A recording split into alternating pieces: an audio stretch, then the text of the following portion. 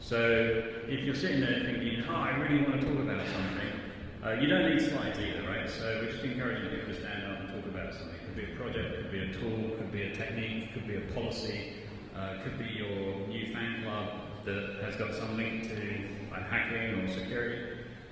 So once we've gone through the ones on the list, I'll be asking, there should still be time, I'll be asking if someone wants to come up and talk for 5 minutes. And of course, if you only have 3 minutes of material, that's all right too. So, all right, I think we're ready to go. So, first up, Mr. Wysocki. You cut your names, okay.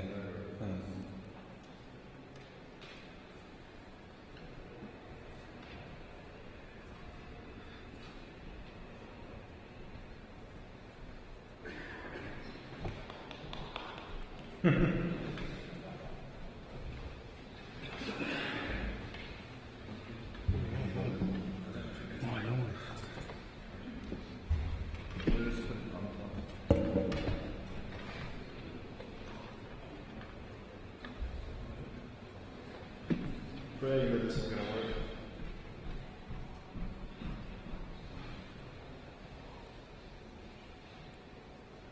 Okay, cool. So, I'm Casper, and I'm going to talk about team dynamics for fun and profit. It's a longer talk, but it's adapted.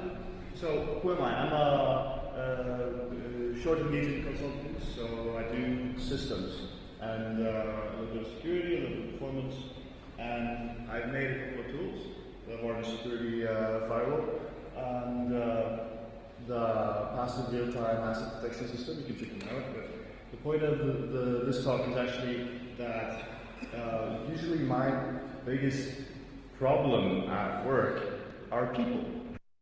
I mean, we're all hackers.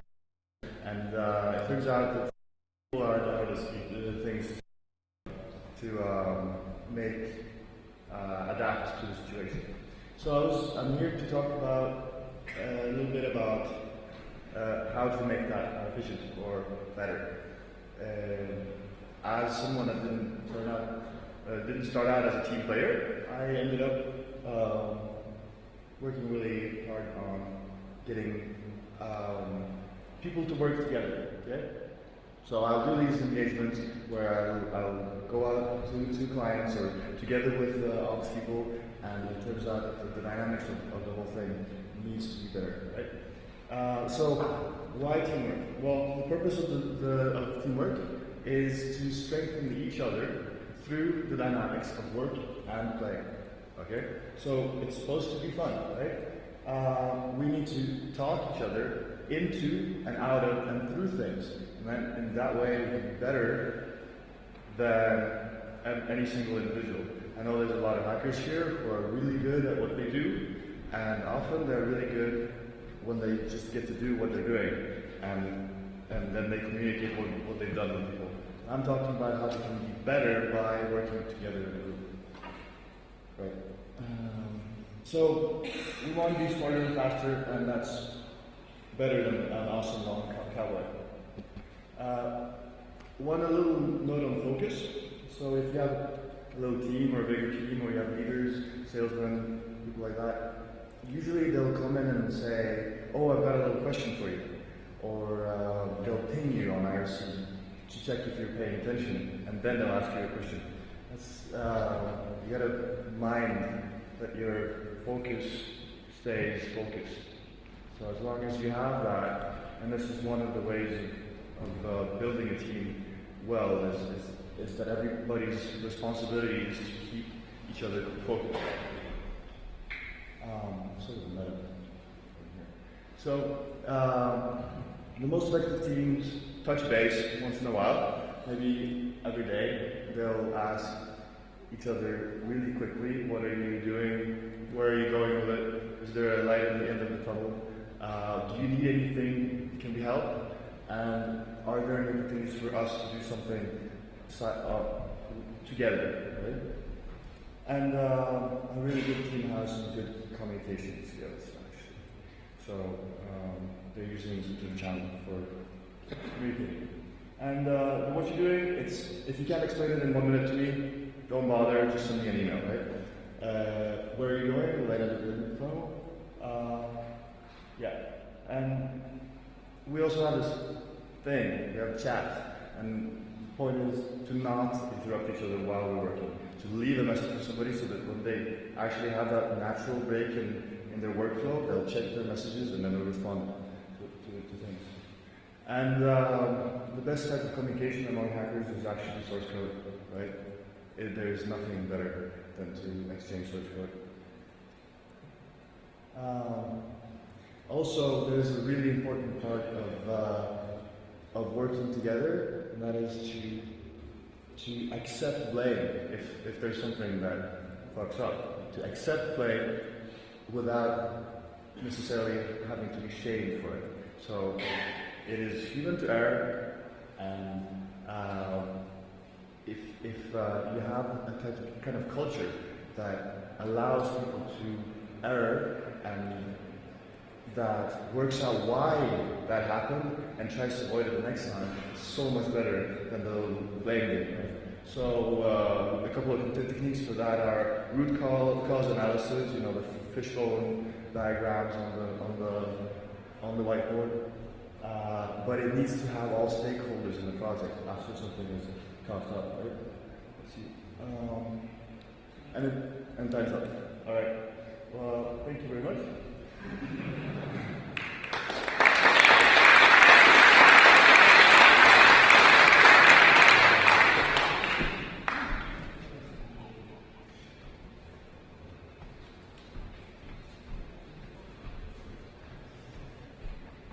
All right, thank you very much.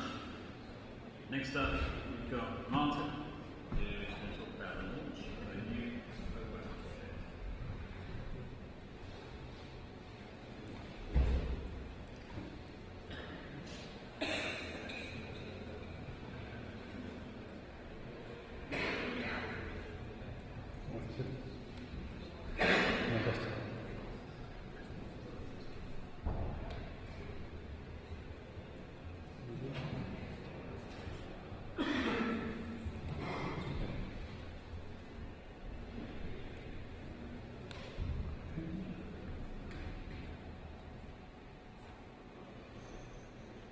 When it shakes, you've got 1 minute left, I think.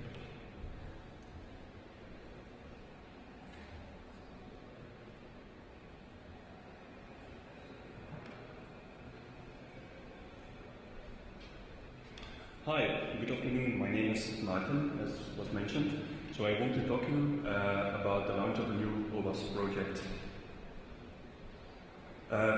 In my daily consultancy, what I do a lot is I look at code developers have been created. So what I do is code reviews. When I look at code, I sometimes see vulnerabilities, and when talking to developers, I ask them, where did you get the code? And they tell me, well, we went to this or that developer forum where someone asked a similar question and someone proposed a solution and other people told that was a good solution and it worked. So I say, okay, that's good, but not necessarily is the solution you have chosen the best solution for your problem. Then I thought, from a security point of view, why don't developers go to OWASP material? Because as you probably know, OWASP is known to help people write secure code. So I asked them, why don't you go to OWASP? And then they come back to me and they say, well, I've been looking at OWASP and you have these alpha projects, you have beta projects, and I don't know, but this solution may not work in exactly my design, because we had this guy who made a fantastic design, but the solution just doesn't fit. So I thought, well, I clearly see something is missing here. Maybe we need, from an OWASP point of view, to come with a better solution. So after having some discussions with people from OWASP and expressing my ID, I came up with the JAWS project, which is Java Working Samples.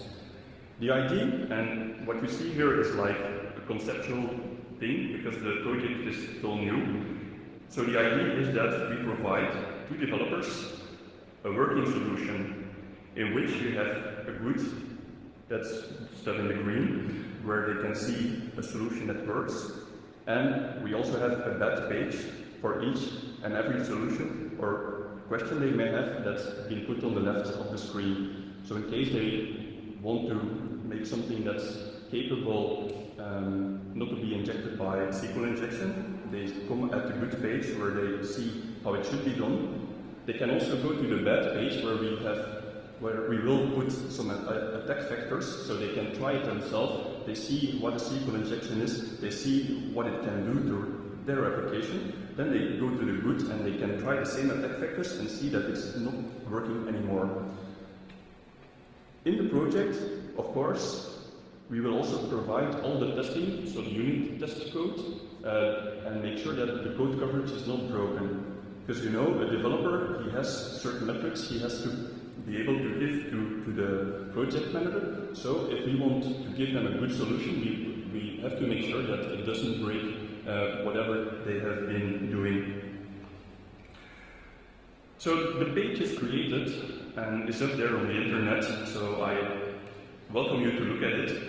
From this moment, I don't have yet working code, but I have already a team of 5 developers who are working closely to make this thing happen. But of course, any input or working solutions you may have are much welcomed. Thank you.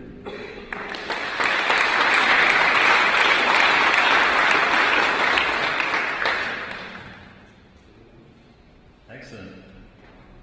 Very good timing as well. So that's the expertise of giving a good lightning talk. Alright, so what have we got next, Ellie? We've got avoiding DNS amplification attacks from Lucas.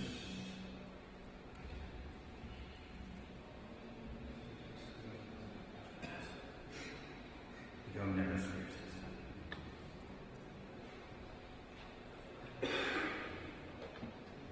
There's a lot of engineering involved.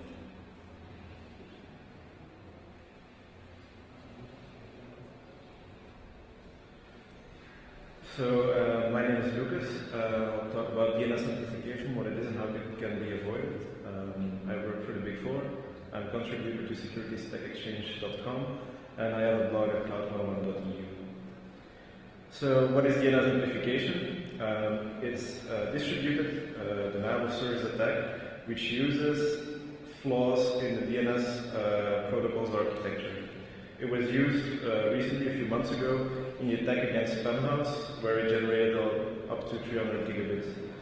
At that point, Cloudflare said that it was one of the most dangerous attacks ever, but according to the tier 1 ISP providers, they said yeah, there was an increase, but not as dangerous that it would take down the internet. So the reasons is, there are a few reasons why the attack is possible. The first one is that the DNS request size versus the DNS response size is quite significant, and that it uses that DNS can use UDP. It can use TCP, but for performance-wise, it's better to use UDP. The second problem is actually a configuration error by a lot of administrators by allowing open resolving name servers, and because there's also still 20% of all ISPs who don't bother implementing BCP 38, which has been around since 2000, and which is the solution against most connectionless denial of service attacks. So the first problem is that when you send a DNS request, you use a UDP packet, it's 30 bytes, and the DNS response can go up to 500 bytes. So that means that if you alter the source address to the address of the person you're trying to attack, you can, so with the 30 bytes, you can send in 500 bytes because you will ask the DNS server to send a response of 500 bytes to your victim. So if you manage to take 1 megabit, then you will send 1 megabit to the DNS server. The DNS server will send almost 17 megabits to the target. for the effort. So the effort versus the result is quite large, and that's why it's also called amplification. So the first problem are open resolvers. So open resolvers are DNS servers which allow to be queried from the internet. There are a few, it's necessary for the internet to work, but a lot of people are not aware that their DNS servers are actually open to the internet. I think for the spam attack they were using 30,000 open DNS resolvers. Xavier did the query for Belgium. In Belgium there were 2,000 open resolvers. So as I said, you spoof the UDP source to the target IP address, then you send tons of DNS requests with the spoofed IP address, and then all the servers start sending large amounts of data to the victim. The main solution is for every administrator to just not allow recursion from IP addresses coming from the internet, unless that's really what you meant to do. The second solution is the best solution, which is BCP38. And it works for IPv4, they're still working for it on IPv6, but considering the address space, it might give some issues. It's actually a way where the upstream providers only allow traffic for IP blocks for which their clients are configured for. So if you get a client who wants to send suddenly from an IP that you don't even own, then you're just going to drop the packet because you know that that's not normal traffic. There might be some situations where this is actually wanted behavior, but those can be filtered. Those can be made, for those you can create an exception. The biggest problem is that ISPs are already cooperating, but they're not cooperating enough. The whole system on BCP38 is completely relies on how good that your neighbor will help you. So they both need to implement it at the same time, or otherwise the problem won't go away. Thank you.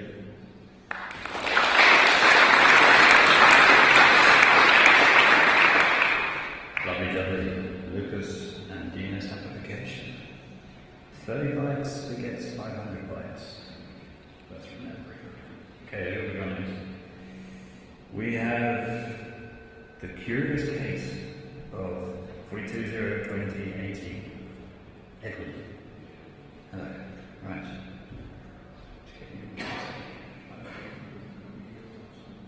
Yeah, okay. You're yes, yeah. Alright, let me just reset it.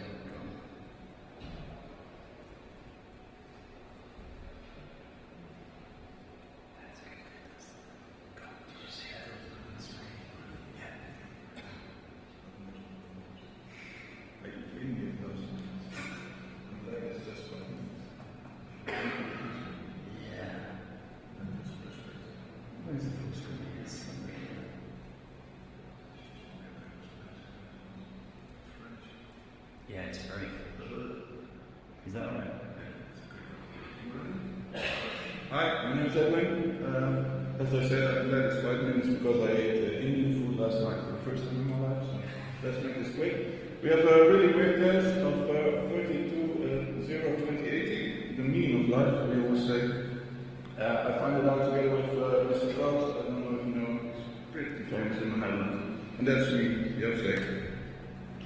The problem was that we had a friend who was trying to get to Google and didn't reach it. And we did some research and we found out that his Google resolved to 42.0.20.18, which is weird because he had no viruses, etc. So we got like, oh my god, what the fuck is the problem? And we of course looked at it and it was China. So, okay, you have a new type of virus. It's not possible to be anything else. We did some more research, and Mr. Code asked at Twitter, what's up with this resolving of Google to a wrong address? And I looked into it and found that the C module, ghettos by name, expected IPv4, not IPv6, and used the first 4 bytes of the IPv6 address to make a nice IPv4 address, which is pretty scary if you think of it later on after these 5 minutes. So what happened is you ping the host on a triple of a quadro A record, and you got back a nice IPv6 address, but it translates the first 4 bytes back to this famous 42 address. are people beginning to think what beautiful things you can do if you own that address. So we did some checks and updates, and someone mentioned that it's a problem in the caching DNS proxy that runs in this case on my Concentronics router, but alas, it runs on a lot of more modems, routers, etc. It is pretty old, but yeah, some people never update their internals. And you get shit like this. So you can, if you have a modem which has this problem, you can check it by first trying to ping an IPv6 address.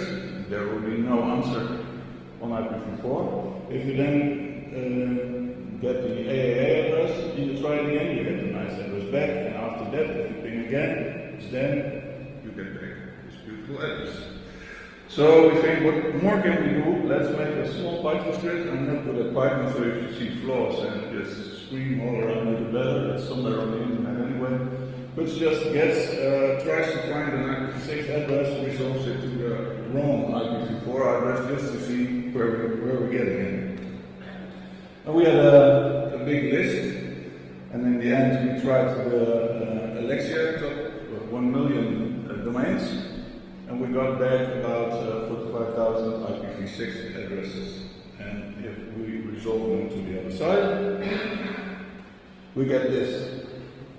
The big one is China, and that's pretty awesome because most of the IPv6 addresses resolve back to China. But we also have some USA, Hong Kong, Vietnam, Malaysia, etc. We have some split data, it's like the song contest, give me your points.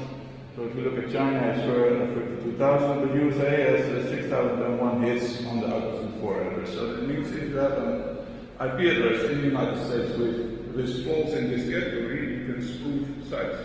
And what we basically would like from you is to help.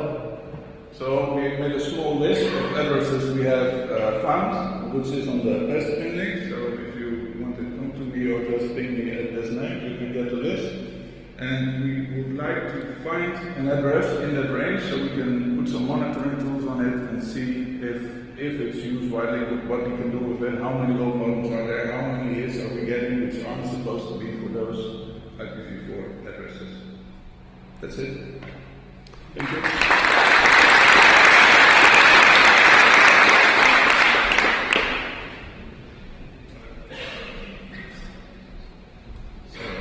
Please help there. If you own any of those domains, those host names, substitute and send in your packets.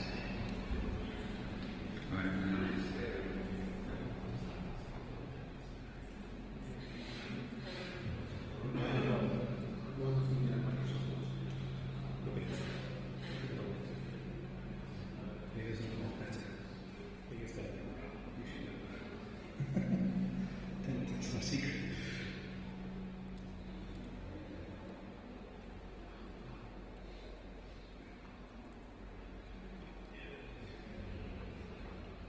Hello, welcome. My name is Frank Redijk. These are my credentials, and they're going to be way too fast for you to remember. This is a talk about responsible disclosure. It's not about a talk about good or bad. It's just about my experiences running a responsible disclosure program. If you want to debate it, want to go into the good or bad, buy me a beer tonight. I have to start off with a disclaimer, and that's if you want to run a responsible disclosure program, make sure you have your security in order. Really. And I'm not a lawyer. So the good thing about responsible disclosure is that it actually works. And if you look up this address, which I will do now, you'll actually find out that we forwarded quite a lot of t-shirts and other stuff to people finding vulnerabilities in our infrastructure. The bad thing is that it actually works, and I feel like I'm running a t-shirt shop at the moment. There's also almost things that are funny. We tried to report a cross-site scripting vulnerability to a photo site that runs a subdomain of ours, and this was one of their replies where they advised us not to try and use JavaScript in an address book.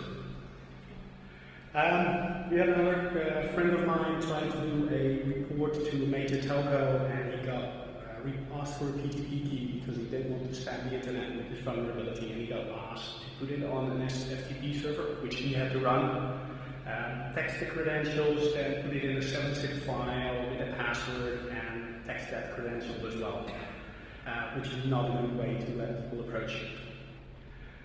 Then obviously you get researchers who find our dual factor secured SSL VPN, and they say that, well, if you guess the username and passwords and you find it, you're in. Please fix it ASAP. And this is the actual screen, and the yellow doesn't come out quite well, but it says passcode. And I wish everybody luck trying to brute force our dual factor authentication. This is also lead to Mr. Brenno, who's a journalist in the Netherlands, who has some notes against responsible disclosure, who say it's not absolving you from legal prosecution. Well, dear Brenno, hacking is illegal. I cannot do anything to hide you from the law. Go influence the law. He also says it's bad that if you do responsible disclosure, that I as a company dictate what you can and cannot do. And my reply to him is, I'm okay for you to check the locks on my door. I'm not okay for you to try and set my house on fire. And by the way, on your big website, where's the responsible disclosure clause? So what did I learn? You need to make it clear, if you run this, you need to make it clear to a researcher what he can expect from you and make it clear what you want from them. It's not the size of the rewards that counts. People will work for t-shirts. Shipping booze around the globe is not a good idea, so we took it off our site, or actually only if you visit us and come and get it yourself. And if you want to do it right, it's an awful lot of work. It sounds like security. You will include the clueless, the greedy, and the rude, but you will also encounter willing and able people that are time rich and money poor, and they are the ones that make it worth your effort. Thank you.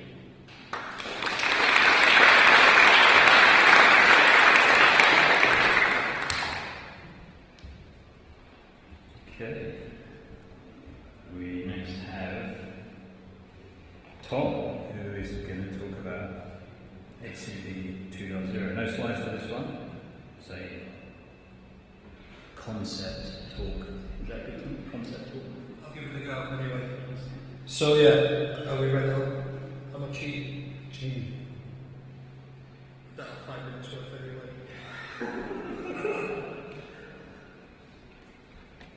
Who's a septimist? No.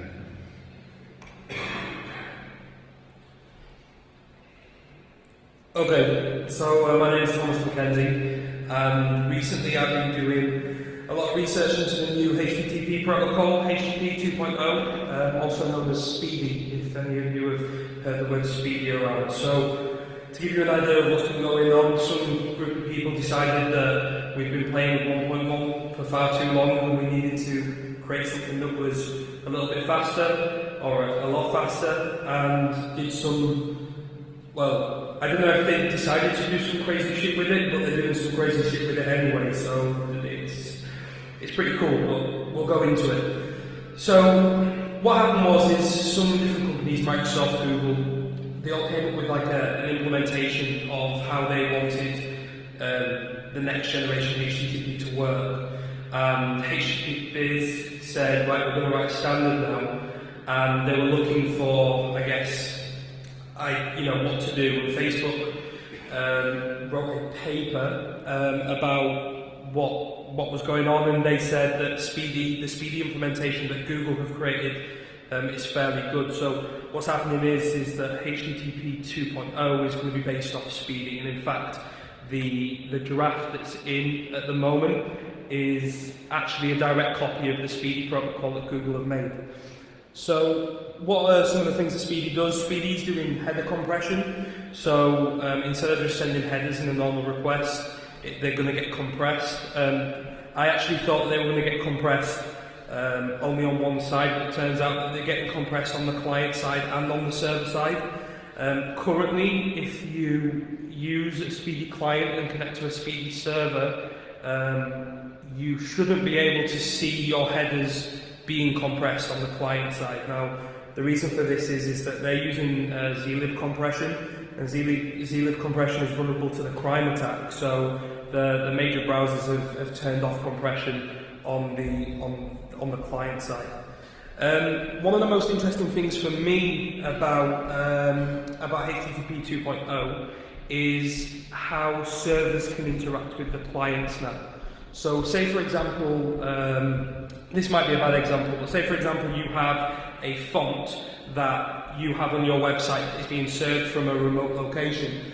What can happen, obviously you send a request to get the index page, the client will get the index page, it will pass the information within the response, and it'll see this font, and it'll go off, get this font, and then load the website. What the server can actually do now is they can send what are known as server hints and server pushes.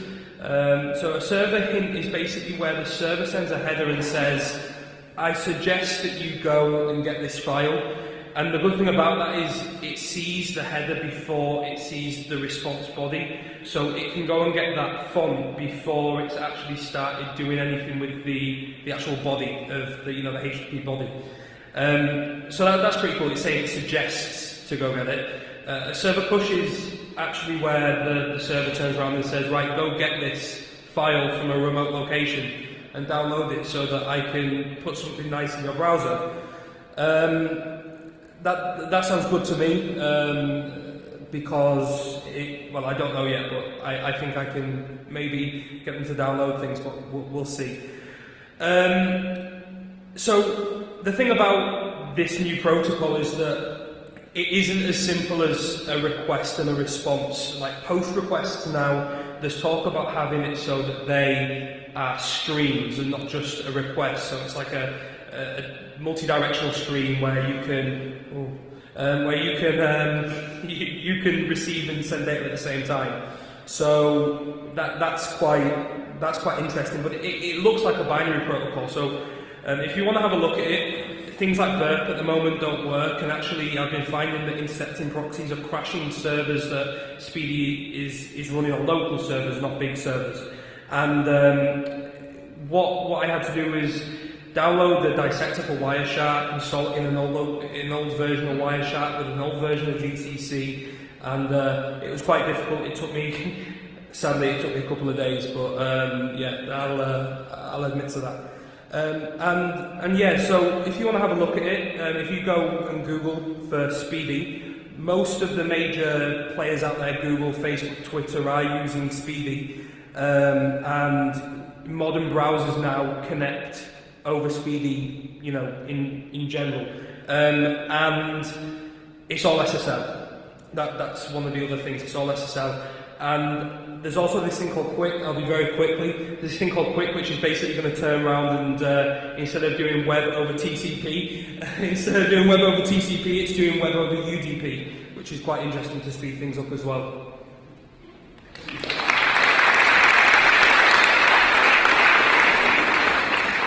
Thank you, Tom. Right, next up, we've got Danish, who is going to do iOS 7 Summer Games. So just while he gets set up, Dell will keep you entertained. So, if you haven't got slides, when it comes up and says wave on here, that means you need to wave. You need a connection here?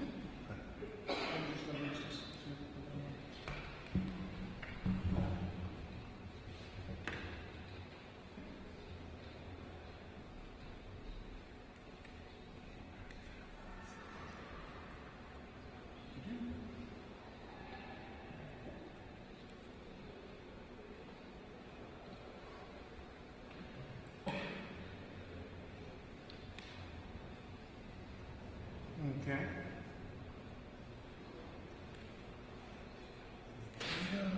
You ready?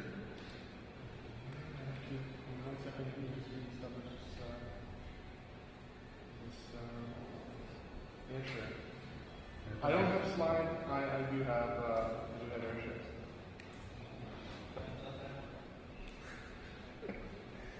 One second.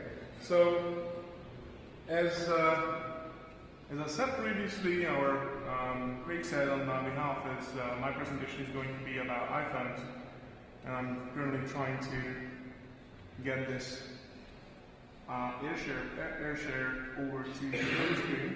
So bear with me 1 second.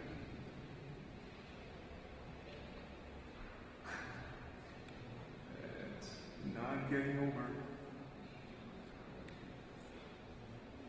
Oops.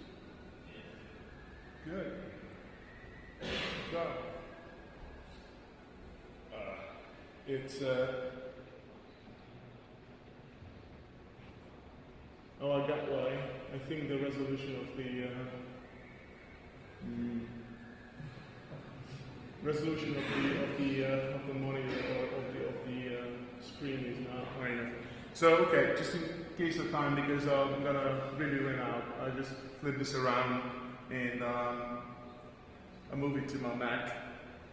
So the story is about, I think everybody heard about basically the iOS lock screen bypasses that had been discovered in a few days ago, and I kind of revisited that, and I tried to do that myself. I tried to make it a bit easier than what the initial discovery was.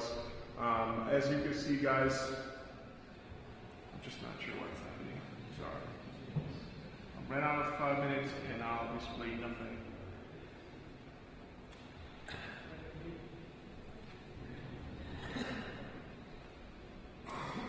The problem is that I can show you, but you won't see anything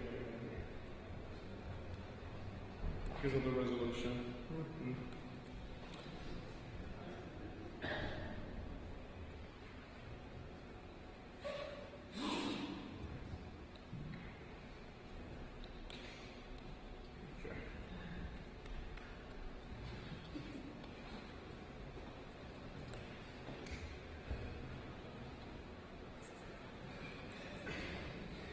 Okay, now it's small enough.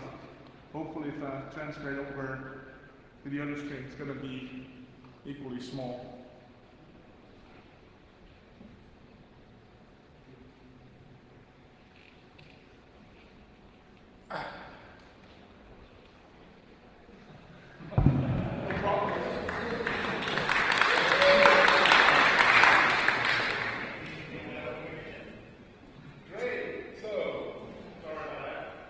So I found this iPhone. It's actually my iPhone. Now, it's not me. So yeah, I'm spent a little. Not much. Let me give you the sector. Almost there. It's kind of magic. It knows that I'm going to talk about it, so that's why.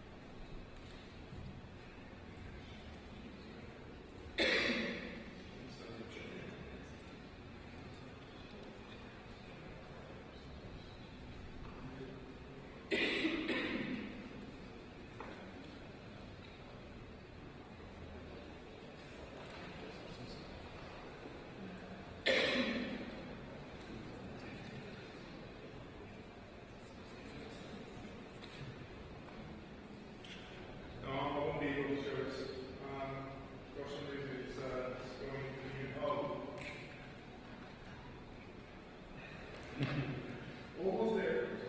Here's the reading time of everybody else. So, there you go. So, again, sorry about that. I found this iPhone, and the workaround is running on the internet. Let's use about 6 or 7 steps you need to do, like holding the photos, go back and forth, beauty, illumination tray. I managed to make it simple, so you don't have to do with photos. That's just one thing of the deal. What I figured is basically you can also run with the software application that could be done. Sorry. It could be done with all the applications, so the calculator as well as the software app. So I figured I'll just use the calculator app because the published exploit uses the other one. Can you let us go on email? Of course. So all I do is I just try to turn this off, and I just go to this bypass mode that was discovered. I can see all these icons here and how many emails I have. I've got a lot. But what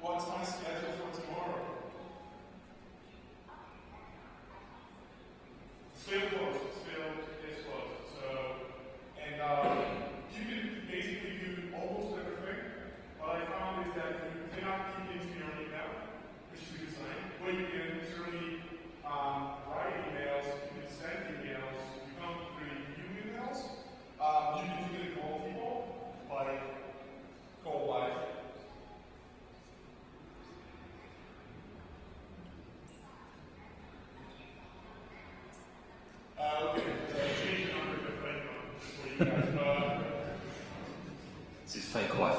called.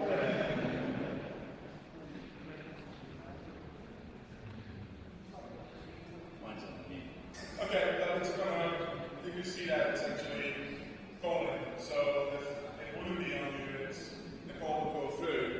And so when you exit from this, you get that to your trustworthy application, and as you can see, this is still live. So I think there's much more behind the surface. Basically, what I found is maybe more surprising. I don't know if it's intended behavior, but right after I basically I changed the code of this thing. So I went into the control center. So I went into the control center and I said, okay, no more control center on the off screen. So that's the workaround, right? Okay, so I'll up it again. What I did is realize that if I have a long hole in here, the signal is still come up. It's stupid, but it will. Who am I? There's no export. There's no workaround.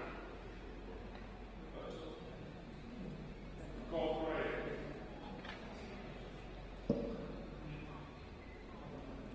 I was very surprised. I just found out yesterday, and I'm not sure whether that's intentional or something. But literally, you can access all the information on this. You can access your recent pull-ups. You could basically econ polls.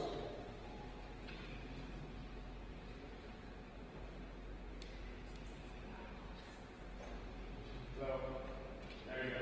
You can always choose from here, and you can pull it back.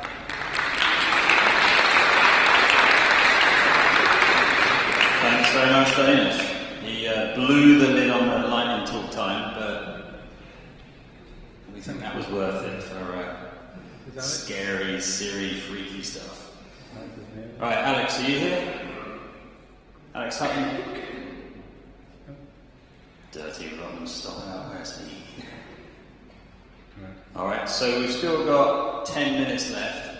We need about 5 minutes to do the voting, so if there's any other volunteers that would like to take part, yay, come up.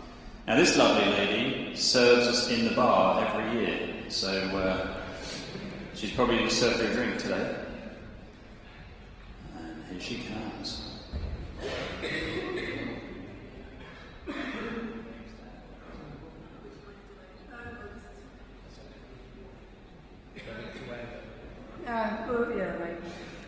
I had a partner in crime for a random lightning talk, but it seems he's late, which is a pity, but maybe he barges in halfway. So, okay, bear with me on this one. Do you know the song of Britney Spears, Hit Me Baby One More Time? Could you sing along with me, because my voice is really bad, and just sing along once, and then you guys will have to sing it alone, and then I'll do something, and it'll be funny. And the idea is, whom of you is going to the party tonight? Let's go. Oh, nice. Okay, that's really good. Right, so the idea is I'm a really, really bad dancer, and over time I've learned not to dance, like sexy girls do, but I've learned to dance by listening to the lyrics, and it really helps, and so that's what I'm going to teach you. So, please bear with me and sing or shout or say along the Britney Spears song of Hit Me Baby One More Time, okay? My loneliness is killing me, and I must confess, I still believe, yeah, when I'm not with you, I lose my mind, give me a sign, hit me baby one more time. You'll have to do this louder, because I can't sing along this time, okay? Are you ready? Come on, just shout, you don't have to sing. And you guys are not going to win X Factor, so you know that, so you can't make yourself ridiculous. Okay, are you ready? 1, 2, 3, 4.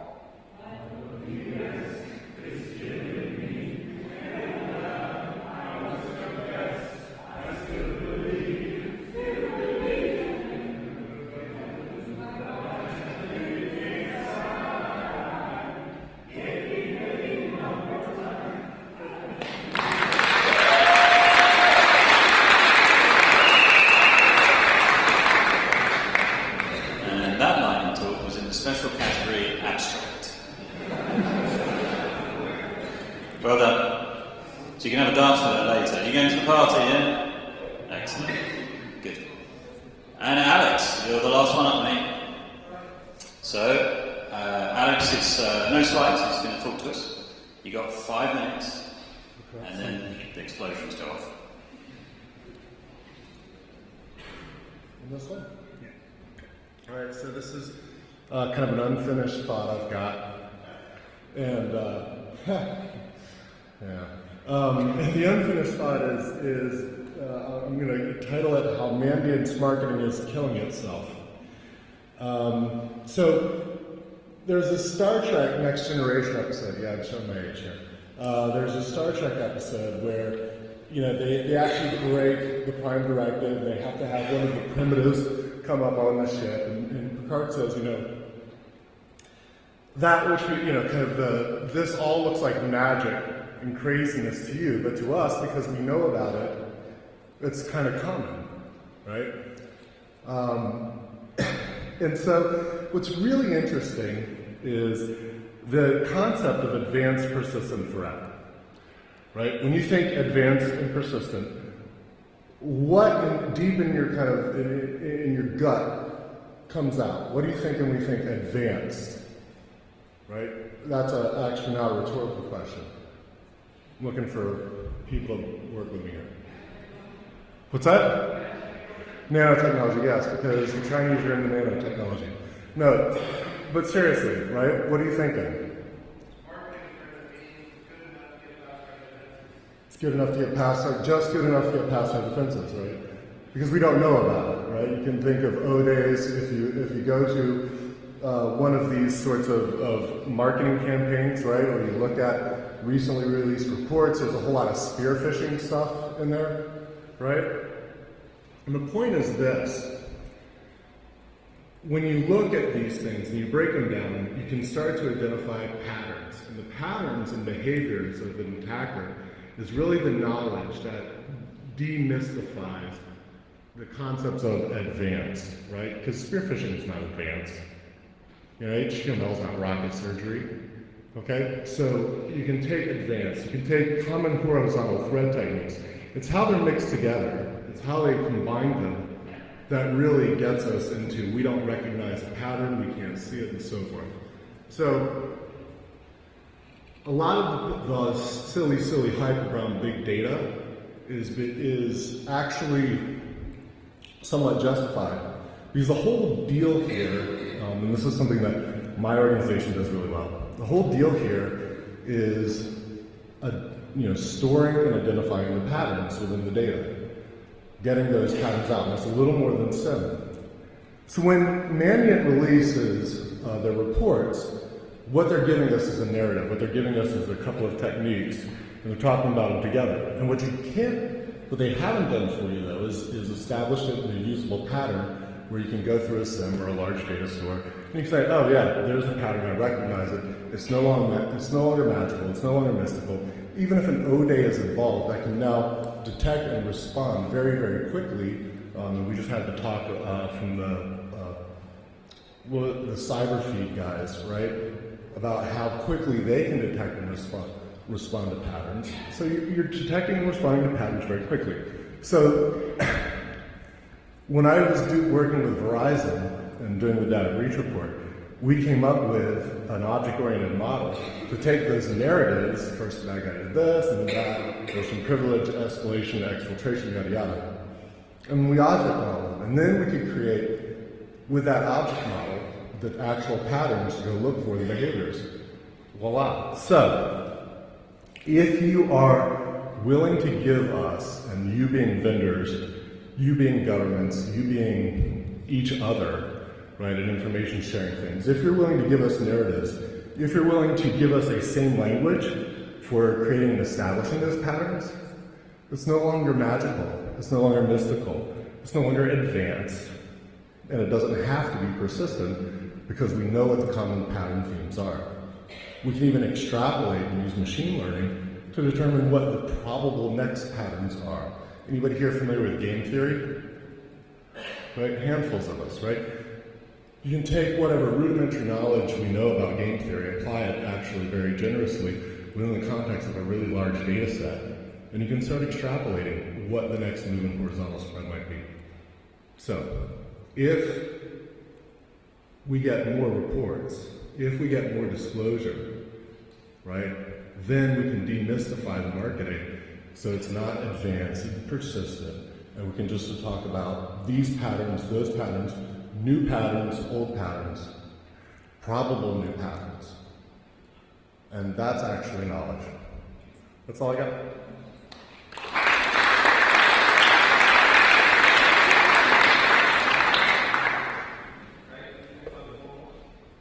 Seba, how long have we got the room for? Do we need to switch? Yeah, so no, in that case, we need to vote. Sorry. Okay, so thank you to all the people that stood up. That's pretty tough. I know a number of you, it was the first time, so that's even more nerve-wracking, so well done to everybody. Now we judge you. What we're going to do is just go through the list of talks. Just put your hands up. Please don't vote more than twice, okay? Like 2 should be enough. If you're really indecisive, you'll miss the voting. We're going to go fairly quickly, and we're just going to roughly count how many, and then at the end we'll say, okay, who had the most votes, and they win the free ticket to BruCON next year. So let's start with Casper's talk, Something Awesome I Promise.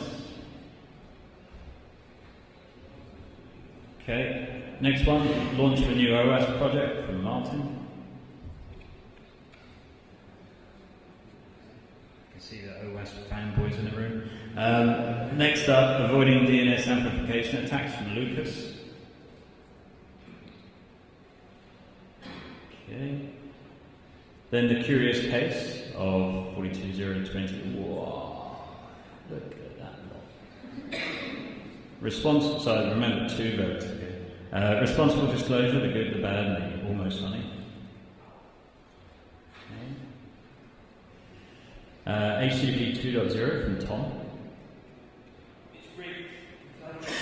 Yeah, that's what all the dictators say. Next up, Danish iOS 7 summer games. Okay. Alex, who just spoke.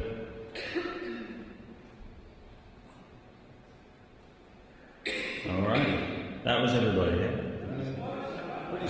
Oh, Britney Spears, sorry, you weren't on the list. What's your name? Marie, okay, Marie.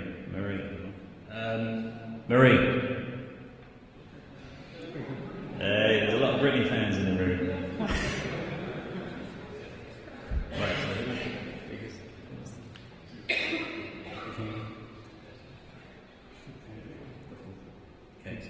so, yeah, that's right. It's Dad, actually. It's always okay, so the winner was number 4, avoiding DNS amplification attacks. So that goes to Lucas Kaufman.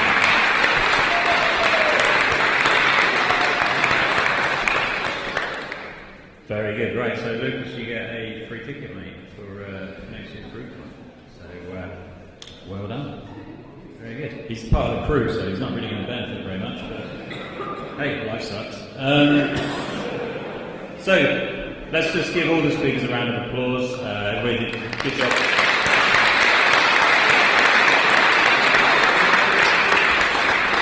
Thanks very much. That's the end of the line.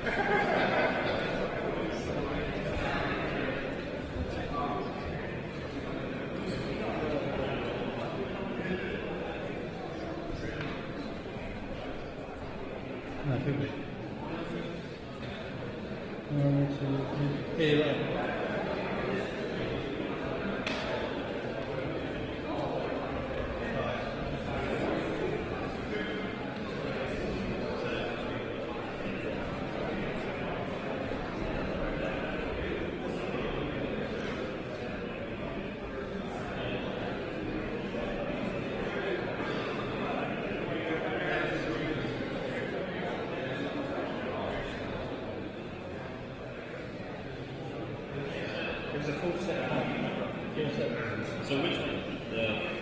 Yeah. Actually, yeah, so yeah, no, but so there's a fourth one to that one. So the first one would have been number 2. Check in. So that would be the curious case. Shock. Yeah, this is awesome, right? We only really had one job there, and that was to make sure we tracked who won. So, Tom, great news, mate. It's not you. But no, looks like we got a bit out of sync here, so apologies for that. So the crew member who gets in for free next year will still get in for free next year. But in fact, it was the curious case of 42.0.2080 who everybody put their hands up for. So, yeah, Edwin, apologies for that, mate. Sorry, I owe you a beer, and he owes you like 4. Yeah, I indexed from 1 apparently, he indexes from 0 or something like that. Holding you up.